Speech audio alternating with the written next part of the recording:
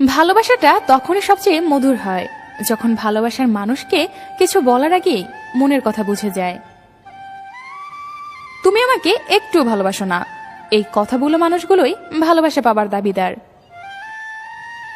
জীবনে চলার পথে শতজনকে দরকার হয় না, নিজেকে বোঝার মতো একজন হলেই যথেষ্ট।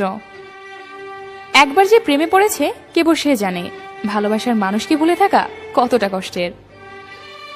একটা সময় ভেঙে যাওয়ার সম্পর্কগুলো জোড়া লাগে ঠিকই, তবে ফিলিংসটা আর আগের মতো কাজ করে না। যে মেয়েগুলো কথায় কথায় রাগ দেখায় একটা সময় সেই মেয়েগুলোই লক্ষ্মী বউ হয়। ছোটবেলায় যা শিখেছি, তুমি কারো ক্ষতি না করলে কেউ তোমার ক্ষতি করবে না। বাস্তবতা, তুমি কারো ভালো করলে সে তোমার ভালো চাইবে না। বদলে গেছি দুজনেই, তুমি ইচ্ছে করে, আমি বাধ্য হয়ে। যতক্ষণ পর্যন্ত আপনার মূল্য থাকবে ততক্ষণ আপনাকে দিয়ে প্রয়োজন মেটাতে পারবে। তোর এত অবহেলার পরেও তোকে ভুলতে পারিনি, রোজ একবার হলেও তোর প্রোফাইল চেক করি।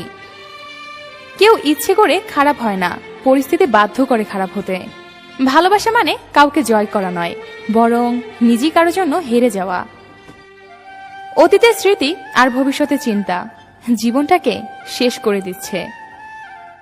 পরিবারে ছোট সন্তানগুলো একটু বেশি আদরের হয়। স্বপ্নটা কেমন ছিল তা ঘুম ভাঙার পরেই বোঝা যায়, তেমনি কাছের মানুষগুলো কেমন ছিল তা হারিয়ে যাবার পরেই বোঝা যায়। জীবনে সবচেয়ে বড় শিক্ষক হলো সময় আর পরিস্থিতি। আমরা এর থেকে শিক্ষা পাই, সারা জীবন মনে থাকে।